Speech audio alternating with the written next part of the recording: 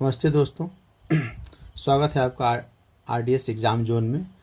अब हम देखेंगे प्रश्नावली 1.2 का प्रश्न नंबर 5। इसमें लिखा है कि जांच कीजिए कि किसी प्राकृतिक संख्या n के लिए 6 टू द पावर n अंक 0 पर समाप्त होती है। आइए हम इसको समझते हैं। पहले सबसे हम प्राकृतिक संख्या देखेंगे। प्राकृतिक संख्या सबको पता होगा, जिसको हम लोग क्या बोलते हैं, नेचुरल नंबर, प्राकृतिक संख्या। और यह 1 से शुरुआत होती है। 1 2 3 4 ऐसे करते करते इनफाइनाइट तक जाता है। प्राकृतिक संख्या उसको बोलते हैं। कह रहा है कि जांच करना है कि किसी प्राकृतिक संख्या n के लिए 6 टू द पावर n अंक 0 पर समाप्त होती है। तो सबसे पहले हम थोड़ा सा इसका प्रैक्टिकल करके देखेंगे, उसके बाद मैं इसको बनाऊंगा। यहाँ पे देख लो, 6 का पावर n दिया हुआ है। 6 का पावर n कह रहा है कि n जो है कोई भी प्राकृतिक संख्या है, कुछ भी हो सकता है। जैसे 6 का पावर 1 हो सकता है, प्राकृतिक संख्या है 1। 6 का पावर 2 हो सकता है, 2 प्राकृतिक संख्या है। 6 का पावर 3 कर देंगे, ठीक है। ऐसे आगे करके हम देख लेंगे, 4 कर देंगे। तो वहाँ पे देखेंगे 6 का पावर n क्या हो जाता है, 6 होगा। 6 का पावर 2 कितना हो जाएगा, 6 के 36। 6 का पावर 3 कितना हो जाएगा, 216 होता है। 6 के 36, 36 98, ठीक है। और यह होता है 1296। 1296। इससे आगे भी बनाते हैं हम, चलेंगे। 6 का पावर 5 ऐसे करके लिखेंगे। आप क्या देख रहे हैं कि यहाँ 6 का पावर में हम 1 2 कोई भी प्राकृतिक संख्या रख रहे हैं, तो यह संख्या जो है 6 पे समाप्त होती है। जैसे यह 6 है, यहाँ 6 है, यहाँ 6 है, यहाँ 6 है। यानी 6 का पावर आप कुछ भी रख रहे हैं तो इसके लास्ट संख्या में क्या आ रहा है, लास्ट अंक पे क्या आ रहा है, लास्ट डिजिट पे क्या आ रहा है, 6 6 6 6। आगे भी यानी 6 का पावर आप कुछ भी रख लें, कोई भी प्राकृतिक संख्या रख लें, उसका जो उसका अंक जो है वह 0 पर समाप्त नहीं हो पाएगा, वह 6 पे समाप्त होगा, ठीक है। और 0 पर समाप्त होने के लिए हम देखेंगे कौन सी संख्या 0 पर समाप्त होती है। जैसे कोई 0 पर समाप्त होने वाली संख्या को हम लिख लेंगे, जैसे 10, ठीक है। 10 20 कुछ भी रख लो, 10 20 30 कुछ भी आपको जो मन करे वो। देखिए इसका जब आप गुणनखंड निकालेंगे तो क्या होता है, देखिए 5 गुणे 2, इसका 5 गुणे ऐसे लिखेंगे, 2 दूनी 4, 4 पचे 20। इसका निकालिए तो 2 दूनी 2 तिहाई 6, ठीक है। 6 पंजे 30। यानी देख रहे हैं कि कोई भी संख्या आप 0 के समाप्ति वाले कोई भी अंक ले लें, कोई भी संख्या ले लें। जैसे 10 मैंने यहाँ 0 पर समाप्त हो रहा है, 20 0 पर समाप्त हो रहा है, 30 यहाँ में 0 पर समाप्त हो रहा है। तो जैसे हम उसका गुणनखंड निकाल रहे हैं तो यहाँ पे क्या आ रहा है, एक 5 आया, एक 2 आया। इसमें 5 और 2 के साथ एक 2 है, तो इससे मतलब नहीं है जो भी संख्या जो 0 पर समाप्त होती है उससे गुणनखंड में एक बार 2 और 5 आता ही आता है। जैसे यहाँ पे देखिए 30 में 2 और 5 है, 2 और 5 है। इसके अलावा और भी कुछ भी हो सकता है, लेकिन 2 और 5 तो नेसेसरी होगा ही। कुछ और भी देख लेते हैं। जैसे हम लिखते हैं, आपको 40 रख लो, 40 कुछ भी रख लीजिए। देखो कैसे बनाएंगे आप, 2 दूनी 4, ठीक है। 4 4 दूनी 8, 8 पंजे 40। एक बार 2 और 5 तो आता ही आता है। तो कहने का अर्थ है कि 0 पर समाप्त होने के लिए हम एक बार 2 और 5 उसके गुणनखंड में आना ही चाहिए। तो हम चलिए इसको बनाते हैं। इसको क्या लिखेंगे, हल लिखेंगे इसको कि शून्य पर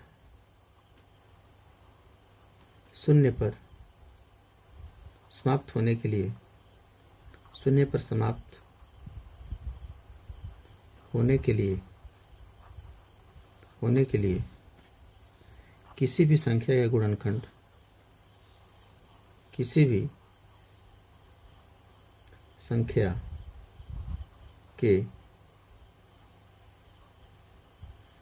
संख्या के गुणनखंड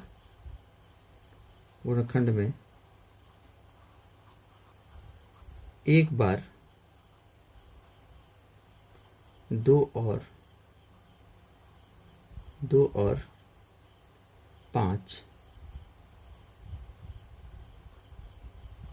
होता ही है। या फिर हम लिख देंगे यहाँ पे, हम जानते हैं। हल के पहले लिख दीजिएगा हम जानते हैं कि, शुरू में थोड़ा इतना लिख देना, हम जानते हैं कि शून्य पर समाप्त होने के लिए किसी भी संख्या के गुणनखंड में एक बार 2 और 5 होता ही है तथा तो प्रश्न में 6 का पावर जो n है, 6 का पावर n बराबर हम क्या लिख सकते हैं 2 गुणे 3, 2 का पावर n और 3 का पावर n, यानी तो 6 के पावर n के गुणनखंड में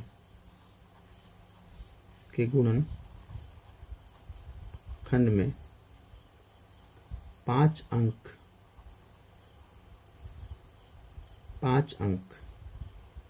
5 नहीं है, 5 नहीं है। अतः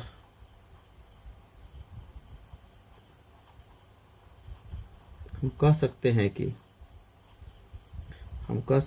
कि 6 टू द पावर n अंक शून्य पर समाप्त नहीं होगी, शून्य पर समाप्त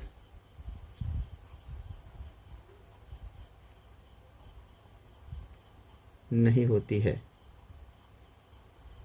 यह आपका आंसर आ जाएगा। चलिए अब क्वेश्चन नंबर 6 देखते हैं। क्वेश्चन नंबर 6 यहाँ रहा आपका क्वेश्चन नंबर 6। क्वेश्चन नंबर 6 में क्या लिखा है कि आप व्याख्या कीजिए कि जो इतना लिखा है 7 गुणे 11 गुणे 13 प्लस 13 और 7 गुणे 6 गुणे 5 गुणे 4 गुणे 3 गुणे 2 गुणे 1 प्लस 5 भाज्य संख्या है। तो सबसे पहले थोड़ा सा हम भाज्य संख्या देखेंगे। हालांकि मैं इसके परिचय में आपको भाज्य संख्या बता चुका हूँ। भाज्य संख्या क्या होता है? तो भाज्य संख्या वो होता है कि जिसका फैक्टर 2 से अधिक हो, जिसका गुणनखंड 2 से अधिक होता हो। जैसे हम लोग देखेंगे 2 संख्या ले रहे हैं, एक 3 और एक 4। 3 का गुणनखंड आप लोग क्या देखेंगे, या तो गुणनखंड मतलब या 3 जो है एक 1 से कट सकता है और एक दूसरे 3 से, या केवल 2 ही अंक से कट सकता है। और वहीं 4 को आप लोग देखेंगे तो 1 से भी कट सकता है, 2 से भी कट सकता है और 4 से भी कट सकता है। तो यहाँ 3 का गुणनखंड जो है एक खुद से कटा और एक 1 से कटा, तो ऐसी संख्या को अभाज्य बोलते हैं, अभाज्य संख्या बोलते हैं।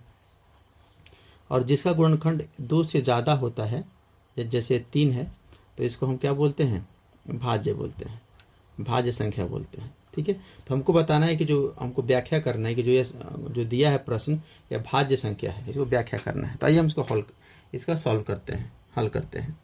देखिए सबसे पहले हम इसको लिखेंगे। इसमें हम देखेंगे क्या लिखा है, 7 गुणे 11 गुणे 13 प्लस 13। यह जो लिखा हुआ है, यह जो एक अंक लिखा हुआ है, इस अंक में हम लोग क्या देख रहे हैं, या कोई संख्या लिखा हुआ है, इस संख्या में हम लोग क्या देख रहे हैं कि इसमें 2 पद हैं। कितने पद हैं? 2 पद। पद का निर्धारण हमेशा प्लस और माइनस से होता है, आपको पता ही है। ठीक है, अब देखेंगे पद का निर्धारण कैसे होता है, प्लस और माइनस से। चलिए इसको बनाते हैं। इस दोनों में 2 पद है, प्लस के इधर एक पद और प्लस के इधर दूसरा पद। इस दोनों पद में क्या कॉमन है, ये दोनों पद में आपको 13 कॉमन है, 13 कॉमन है। 13 को कॉमन कर दीजिए तो क्या बच जाएगा, 7 गुणे 11 प्लस 13 तो कॉमन हो गया, तो क्या बच जाएगा 1। अब इसको सॉल्व कीजिए। 13 देखिए 11 7 77 1 78 होता है। ठीक है, इसका अर्थ यह हुआ कि यह जो संख्या दिया हुआ है उसका मैंने गुणनखंड निकाल दिया, यह 13 और 78। और इसमें हम अगर इसमें गुना कर दें, इसमें 1 से गुना कर दें, तो इसके मान में कोई परिवर्तन नहीं होगा, इसके मान में कुछ परिवर्तन नहीं होगा। तो मैं कह रहा हूँ कि यह जो संख्या दिया हुआ है उसका गुणनखंड कितना निकला, 13 गुणे 78 गुणे 1। ब्रैकेट का अर्थ तो गुणा ही होता है, तो 13 गुणे 78 गुणे 1, यानी इसका जो फैक्टर है वह 2 से अधिक है। तो हम कह सकते हैं कि यह भाज्य संख्या है। ठीक है, यह भाज्य संख्या है। तो फिर उसके बाद इस संख्या को लेंगे, क्या लिखा है, 7 गुणे 6 गुणे 5 गुणे 4 गुणे 3 गुणे 2 गुणे 1। ठीक है, और प्लस क्या दिया हुआ है, 5 दिया हुआ है। इसमें भी 2 पद हैं, प्लस से और माइनस से पद का निर्धारण होता है। एक प्लस है तो इधर प्लस वाला, इधर वाले भाग को एक पद और इधर वाले भाग को दूसरा पद। इस दोनों पद में जो कॉमन है उसको निकाल लेते हैं। क्या कॉमन है इसमें, देखिए 5 कॉमन है, 5 इसमें है और 5 यहाँ भी है। ठीक है, तो तब क्या बच जाएगा, 7 गुणे 6 गुणे 5 कॉमन हो गया है। फिर तो 5 छोड़ देंगे, लिख देंगे 4 गुणे 3 गुणे 2 गुणे 1, और प्लस यहाँ पे 5 इधर कॉमन हो जाएगा तो क्या बच जाएगा, 1 बच जाएगा। ठीक है, अब इसको हम गुना और जोड़ करके लिख लेंगे। यहाँ पे देखिए 2 तिहाई 6, 6 चौका 24, और 7 6 के 42, इसको गुना कर देते हैं। 2 चौका 8 होता है, 2 दूनी 4, 4 चौका 16, 1, 4 दूना 8 1 9, ठीक है। 8 6 4 10, 9 1 10, 1008 और उसमें से 1 है, इसको प्लस कर देंगे। प्लस कर देंगे तो कितना हो जाएगा? 1009 हो जाएगा। यानी अब हम इसको ऐसे लिख सकते हैं 5 5 गुना 1009, ठीक है। इस संख्या का मैंने गुणनखंड निकाला तो कितना आ गया? 5 गुणे 109, 1009। और इसमें अगर आप 1 से गुणा कर दें तो कोई इसके मान में परिवर्तन नहीं होने वाला है। तो यह जो संख्या है उसका भी आपने गुणनखंड क्या निकाल दिया? 3 अंक में निकाल दिया। तो यानी जिस संख्या का, जिस अंक का अगर गुणनखंड 2 अंक से ज़्यादा हो जाए, जिसका फैक्टर 2 से ज़्यादा हो जाए, उसको हम लोग क्या बोल सकते हैं? भाज्य संख्या। तो हम कह सकते हैं अतः दिया गया संख्या दिए गए संख्या का गुणनखंड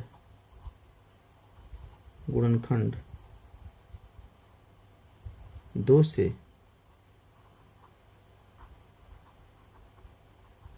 अधिक संख्या में है, अतः ये भाज्य संख्या है। अतः यह भाज्य संख्या है। उम्मीद करता हूँ कि आपको यह समझ में आया होगा, ठीक है। अब क्वेश्चन नंबर 7 देखते हैं। क्वेश्चन नंबर 7, चलिए क्वेश्चन नंबर 7 में लिख कर पहले से रखा हूँ, यहाँ पे देखिए, ठीक है। कह रहा है किसी खेल के मैदान के चारों ओर एक वृत्ताकार पथ है। मान लीजिए एक वृत्ताकार पथ है, ऐसे खेल का मैदान है, वृत्ताकार पथ है। कह रहा है कि इस मैदान के एक चक्कर लगाने में सोनिया को 18 मिनट लगता है। यहाँ पे लिख देते हैं सोनिया, ठीक है। सोनिया को एक चक्कर लगाने में कितना समय लगता है? तो 18 मिनट लगता है। सोनिया को लगता है 18 मिनट, ठीक है। और जब किसी मैदान के एक चक्कर लगाने में रवि को 12 मिनट लगता है, और इसी मैदान को एक चक्कर लगाने में जो रवि नाम का लड़का है, रवि इधर लिख रहा हूँ, रवि, उसको कितने मिनट लग रहे हैं? 12 मिनट लग रहा है। और फिर उसके बाद थोड़ा सा देख लीजिए यहाँ पे कि मान लीजिए कि वे दोनों एक ही स्थान पर एक ही समय से चलना प्रारंभ करते हैं, करके एक ही दिशा में चलते, मतलब एक ही दिशा में से चलते हैं, दोनों प्रारंभ कर देते हैं। तो यहाँ पे देखिए सोनिया 18 मिनट लेती है एक चक्कर में, तो 2 चक्कर लगाने में कितना समय लेगी? 2 चक्कर लगाने में, ठीक है, सोनिया को कितना समय लगेगा? 36 मिनट। और जैसे रवि है 1 मिनट में 12 सेकंड लेता है, एक चक्कर में 12 मिनट लेता है, तो 2 चक्कर में 24 मिनट, 3 चक्कर में 36 मिनट। तो हम देखेंगे कि इसका अगर 36 मिनट आया तो यह जो है 3 चक्कर लगा लेगा। रवि जो है 3 चक्कर लगाने में, रवि को 3 चक्कर लगाने में कितना समय लगा? 36 मिनट। यानी रवि का स्पीड ज़्यादा है, तो 36 मिनट दोनों का बराबर हो गया। 36 मिनट में यह 3 चक्कर लगाता है, और 36 मिनट में यह 2 चक्कर लगाती है, और 36 मिनट में रवि 3 चक्कर लगाता है, ठीक है। तो इसको हम बनाएंगे कैसे, ठीक है। यहाँ पे देखिए, सबसे पहले ऐसे सवाल का हम एचसीएफ निकालते हैं। चलिए हल करते हैं। हल देखेंगे कि 18 मिनट में सोनिया को एक चक्कर लगता है। देखिए कह रहा है कि मान लीजिए दोनों, मान लीजिए कोई स्थान है, अगर 2 व्यक्ति एक ही साथ चलता है, फिर पुनः कब मिलेगा, तो इसके लिए हम उसका एचसीएफ निकालते हैं।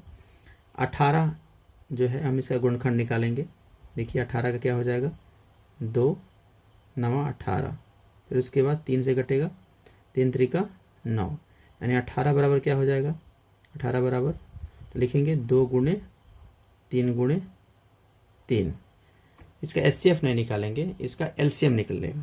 इसका एलसीएम निकलता है, मैं गलती से बोल दिया एचसीएफ, इसका एलसीएम निकलता है बाबू, ठीक है। और उसके बाद जो दूसरा है आपका 12, हम इसका भी गुणनखंड निकालेंगे। कितना हो जाएगा? 2 6 के 12, 2 3 6, यानी 12 का आप गुणनखंड निकालेंगे तो क्या हो जाएगा? 2 गुणे 3। तो हम देखेंगे इसका एलसीएम क्या हो जाएगा। एलसीएम क्या होगा? तो देखिए सबसे पहले मैं कह रहा हूँ साइड में इधर एचसीएफ पहले निकालना। एचसीएफ मैं आपको बताया था कैसे निकलता है एचसीएफ। जो दोनों में कॉमन हो उसको लिख लेते हैं। देखिए 2 इसमें है, 2 इसमें भी है, तो यहाँ पे 2 हो जाएगा। 3 इसमें भी है, 1 3 इसमें भी है, तो यानी इसको मैं बाहर निकाल दिया, इस दोनों को, फिर एक 3 को और एक 3 को बाहर निकाल दिया, तो 2 गुणे 3। एचसीएफ कितना आया 6। हमको एचसीएफ से मतलब नहीं है, इसका एलसीएम निकलता है। देखिए एलसीएम निकलता है। तो जो एलसीएम हम निकालते हैं, तो मैं पहले पढ़ा चुका हूँ आपको कि जो एलसीएम निकलता है तो सबसे पहले जो एचसीएफ है आप उसको लिख लेंगे, और बाकी जो संख्या बच जाता है, जैसे इसमें 3 बच गया तो हम 3 लिख देंगे। इसमें क्या बच गया, 2 बच गया। अब इसका फिर आप अब इसको गुणा कर दीजिए। एलसीएम बराबर क्या हो जाएगा, 6 का 18 और 18 दूनी 36, यानी एलसीएम कितना आ गया 36। तो ऐसी अगर मैथ दे देगा हमेशा आपको, तो आप उस चीज़ को एलसीएम निकाल के आप उसका आंसर ला देंगे। जैसे कि हमने देखा है कि इसको अब 36वां मिनट पे दोनों एक जगह पे होंगे। हालांकि रवि जो है 36 मिनट में 3 चक्कर लगा लेगा, और सोनिया जो है 36 मिनट में 2 चक्कर लगा लेगी, यानी 36वें मिनट पे फिर दोनों एक स्थान पे हो जाएंगे। तो इसका आंसर कितना हो जाएगा, 36 आपका आंसर आ जाएगा। ठीक है, यह आपका 1.2 का 3 क्वेश्चन बाकी था, या तीनों मैंने करा दिया। आशा करता हूँ कि आपको अच्छा लगा होगा, और अच्छा लगा होगा तो आप वीडियो को लाइक करेंगे, सब्सक्राइब कर लीजिएगा, और इसके बाद 1.3 हम कंटिन्यू करते हैं। ठीक है, थैंक यू।